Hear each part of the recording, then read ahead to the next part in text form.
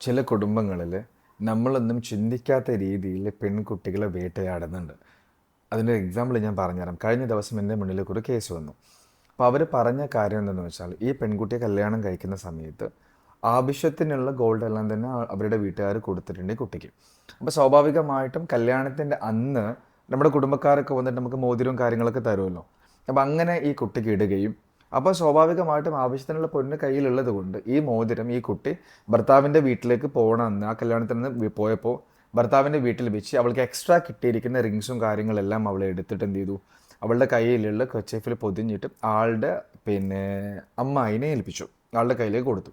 അപ്പോൾ ഇത് കാരണം നമ്മളിങ്ങനെ ചുരുട്ടിയിട്ട് ആൾക്കാർ കാണുകയെ കൊടുക്കില്ല, കാണാതല്ലേ കൊടുക്കുക. അപ്പോൾ ഈ കാണാതെ കൊടുത്തത് ഹസ്ബൻഡിൻ്റെ വീട്ടിലുള്ള ഒരു ലേഡി കാണുകയും, ഈ ലേഡി ഹസ്ബൻഡിൻ്റെ വീട്ടിലുള്ള വീട്ടുകാരോട് പോയിട്ട് പറഞ്ഞ കാര്യം, അവൾ എന്തോ പൊതിഞ്ഞിട്ട് കുറച്ച് എന്തോ പൊടി പൊതിഞ്ഞ് കൊണ്ടുവന്നിട്ട് കൊടുത്തിട്ടുണ്ട് എന്ന് പറയുണ്ടായി.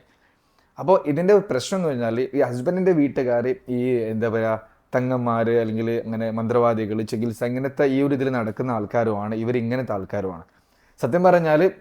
എന്നിട്ട് അവരെന്ത് ചെയ്യും, അത് ഹസ്ബൻഡിൻ്റെ വീട്ടുകാർ വിശ്വസിക്കുകയും ഇവർ നേരെ അത് കഴിഞ്ഞ പാടെ ഈ പറഞ്ഞ രീതിയിലുള്ള ഏതോ ഒരു ഉസ്താദിനെ പോയിട്ട് കാണുകയും, ഇങ്ങനത്തെ ആൾക്കാർ 100% ഉഡായിപ്പാണ് എന്നുള്ള കാര്യം ഉസ്താദിന് 100% അറിയാം. ഉസ്താദ് എന്ത് ചെയ്തു, അത് ശരിയാണെന്ന് പറയുകയും മാത്രമല്ല എന്നിട്ട് ഇങ്ങനെ ചെയ്തിട്ടുണ്ടെന്ന് പറഞ്ഞ് ഉസ്താദ് കുറേ ട്രീറ്റ്മെൻറ്റും കാര്യങ്ങളും അതുമായി ബന്ധപ്പെട്ട ചികിത്സകളൊക്കെ പറയുകയും, അങ്ങനെ ഇത് കാരണത്താൽ ഈ കുട്ടിയെ നിരന്തരമായിട്ട് വർഷങ്ങളോളം വേട്ടയാടിയ കഥയൊക്കെ പറയണ്ടായി.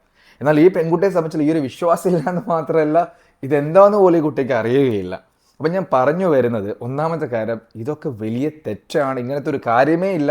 ഇങ്ങനെ ചെയ്യുന്ന അതാരുമാവട്ടെ, ഉസ്താദോ മന്ത്രിയോ അല്ലെങ്കിൽ മന്ത്രവാദി ആരുമാവട്ടെ, അവരെ ഏറ്റവും വലിയ എന്താ പറയുക തെറ്റാണ്, അവരെ ഏറ്റവും വലിയ ഉഡായിപ്പാണ്. രണ്ടാമത്തെ കാര്യം, ഇങ്ങനെ ചെയ്യുന്ന ഇതും വിശ്വസിച്ചുകൊണ്ട് ഈ ഒന്നും അറിയാത്ത കുട്ടികൾ വേട്ടയാടിയ ഒരു അവസ്ഥ നിങ്ങളൊന്ന് ആലോചിക്കുക. അപ്പം ഇങ്ങനെയൊക്കെ വേട്ടയാടാന്ന് പറയുമ്പോൾ ഞാൻ പറഞ്ഞു വരുന്നത്, നമ്മുടെ കുടുംബത്തിലും നമ്മൾ ഒന്ന് ചിന്തിച്ചിട്ട് ഇതുപോലത്തെ രീതിയിലൊക്കെ ആരെങ്കിലും നമ്മുടെ കുട്ടികളിൽ നമ്മളെ വേണ്ടപ്പെട്ട ആൾക്കാരെ വേട്ടയാടുന്നുണ്ടെങ്കിൽ ശക്തമായ മറുപടി അതിന് കൊടുക്കണം. ഇതൊന്നും വെച്ച് പൊറപ്പിക്കാനുള്ള കാര്യങ്ങളൊന്നും അല്ല.